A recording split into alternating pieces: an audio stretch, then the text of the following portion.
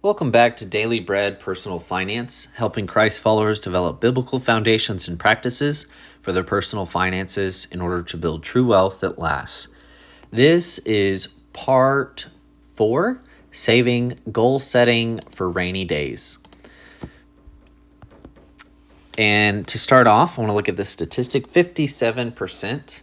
This is the percentage of Americans with less than $1,000 in savings. Well over half of Americans, so probably over half of the people watching this video, most likely have less than $1,000 in their savings account right now. Very concerning. It's part of why I made this series of videos.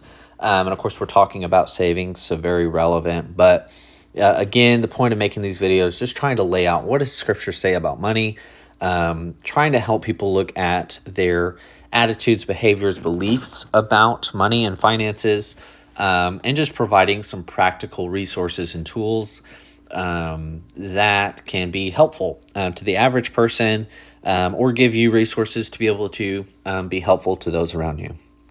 And so I want to talk in this section about what I call buckets. Actually, a lot of people call them buckets. But there's 3 buckets that you need to focus on. There's your short-term bucket. This is anything from 0 to 12 months. Just spending that's going to be coming up, things you might need to save for. Because again, we're talking about saving money. So there may be some short-term items you need to be saving for. You're going on a vacation in 6 months. You probably want to go ahead and set some money aside for that. But then also you have your medium term. This is any from 1 to 5 years. Another definition would be not now, but before 59. Of course, I'm right around 30, and so that's quite a much larger range than 1 to 5 years. But this kind of medium term bucket is things that not yet, but will be at some point in the next not so long. And so that's your medium term bucket. And of course, your long term bucket or third bucket is from now until 65 plus. Retirement, healthcare needs down the road. And of course, medium term is going to be, that big vacation to Italy in a couple of years, things like that. Or your daughter's wedding, or saving up for a big car or something like that. We all have a medium term bucket that we're having to look at. And of course, in the short-term bucket, we want to focus on emergencies and upcoming quote-unquote financial events. And so in this short-term bucket, we want to make sure that we have cash. We want to make sure that we have what's called liquid. So the easier it is to spend $1, the more liquid it is. So if you have $1 in a retirement account, that's considered illiquid because you'd have to pay lots of taxes and fees, and it would take a little bit to get that out. Even more illiquid would be the dollars in your house. So like you own a house, so you technically have, $300,000, but you'd have to find someone to buy it and give you that money in order to be able to spend it. Well, that's not liquid. And so your short-term bucket, obviously, you want to have money that is accessible. So cash is really important in this bucket. Your emergency fund is really important. Proverbs 30:24-25 says, answer small but wise, storing up food in the summer, knowing what the winter brings. So even in the short term, it's important to figure out ways to save. As I mentioned previously, I believe this was in the last video about spending. There's 32% of Americans, if they had a random $400 expense today, could not cover it.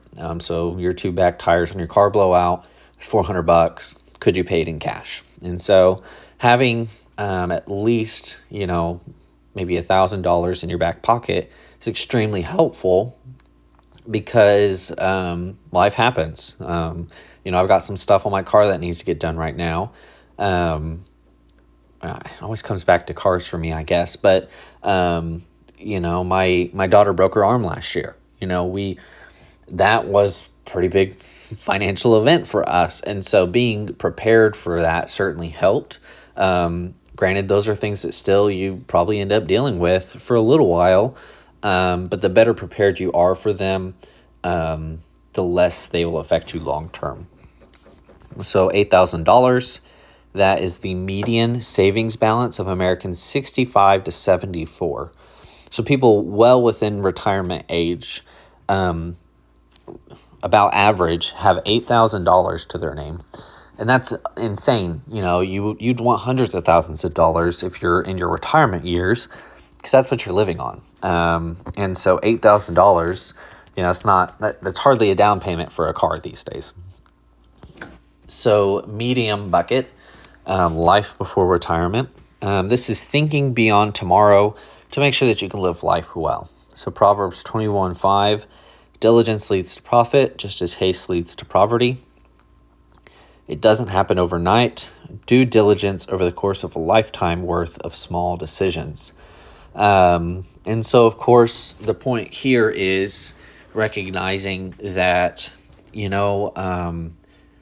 know in a couple of years I'll need, my daughter will probably need braces. The dentist already told me that. Well, if I can make those small decisions now, then by the time I get down the road to that point, I should be in a good situation, be able to take care of it. It won't be a surprise, a shock, a major setback. But a lot of times we don't necessarily set ourselves up that well. And I'm just as guilty as anybody else. And so one of the best things for your medium bucket is to diversify your income sources. So again, as I talked about in earning, maybe list out your skills. What are things you can do that maybe aren't common to every person? Maybe resources you have. You own a commercial mower. Well, maybe you could provide some services with that on the weekends and make a few extra bucks. And it's not a lot, but if you've got 6 years to plan and you got 52 weekends between now and then, or 52 times 6, I guess. But either way, figuring out ways to bring in extra cash that isn't required for your bills is really important to filling this medium bucket. And then, of course, it brings in this term opportunity cost. And so this is the point where we have to start thinking about, do I pay off this debt? Do I put it in a savings account? Do I put it in an investment account? And recognizing, okay, what return can these dollars provide? Right now, savings accounts, if you put it in a standard bank, you're maybe getting 0.5% still, maybe 1% if you're lucky. If you put it in a high yield savings account, you're getting around 4.5, up close to 5 now. So, that's a really good spot to be in. But if your debt, the interest rate is 7%, you're never going to be able to save at a high enough rate to outpace your debt. So it's probably more important to pay off the debt than it is to put it in savings, at least on your medium-term bucket. Now, if you're in your short-term bucket, a lot of times it is best to go ahead and take care of your needs and to weigh that against debt as well. Because if you throw all your money into savings, then, situation gets worse. But of course, investing as well, you don't want to put off investing. But also if you invest the money, it's harder to get the money back because it's not liquid, like we just talked about. So this is called opportunity cost. What's the actual cost of me putting my dollar to pay off debt versus to put it into a savings account versus to put it in an investment? And so this is where we have to think about credit cards and loans, high yield savings accounts, money market accounts, IRAs, 529s, and trying to decide where we can put those dollars so that they're there when we need them, but also that, because again, if you have high credit card debt and you're saving, even if you're investing every dollar, well, the standard index, which again, I don't want to get too high level, but the standard index for the U.S. stock market grows on average over the last 50 years of like 11% a year. Well, if you've got credit card debt at 22%, it's very, very low chance that you're investing at a rate in which you're actually going to outpace the interest accruing on the credit card. So it's more important to pay the credit cards off first because you're losing money if you're not paying them off versus, if you have debt that's 3%, and you're paying that off instead of saving, well, then your opportunity cost is you're losing 2% that whole time. So, that's a little maybe more complex math, but it's really simple when you start thinking about it. And so opportunity cost is really, really important in this medium bucket. For long-term bucket, of course, is goal setting. And so the question is, where are you now? Are you early 20s? Are you in your 50s? Are you close to retirement? Are you married? Do you have kids? Where do you want to be?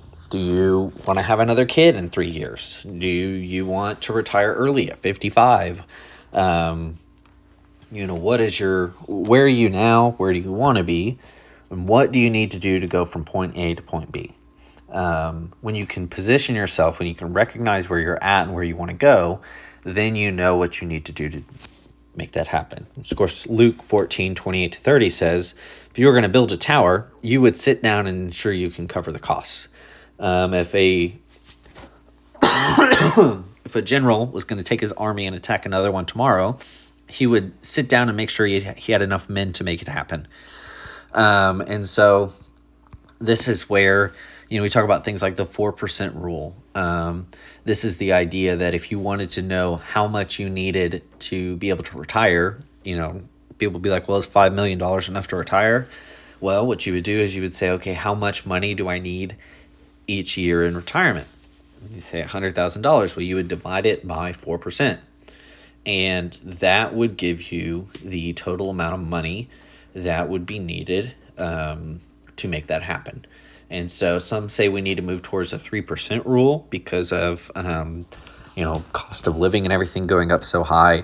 But 4% has been kind of the standard for a long, long time. And of course, this is where you might want to start looking at present value or future value calculations. There's very simple spreadsheet formulas already built in where you can put in the rate of growth, the contribution amounts, the current amount it's worth, and you can see how much retirement you'll have. And again, be able to start kind of saying, okay, am I actually on track? So this is a lot of math that you could be doing at home on your own. And of course, it's very eye-opening when you do that because, you start getting kind of scared about the numbers, but also recognizing how much every dollar can pay off long term. When you really start looking at it, every dollar today is worth so much more than a dollar tomorrow. And then, of course, we're going to see the 5 what ifs when we get into the investing video. So stay tuned for that. And so to finish this off, we're looking at a net worth analysis. And so this is where you list out your assets versus your liabilities to determine how much equity you have. Basically, all that means is your assets are cash, anything you own, your car, if you own any land, if you own a house, if you own, any investments, anything like that. And then, of course, liabilities, that's anything you owe, any debts you have, credit card, consumer debt, the liabilities on your house, medical debt, anything like that. And you'll subtract out what you owe from what you own. And that tells you what your net worth is, what's left over when you take all of those things out. So my challenge to you, sit down and actually work that out, kind of figure out where you're at. And as well, kind of look through, maybe log into all your retirement accounts. I know a ton of people who don't even know, they know they have retirement or think they have retirement or aren't sure they have retirement.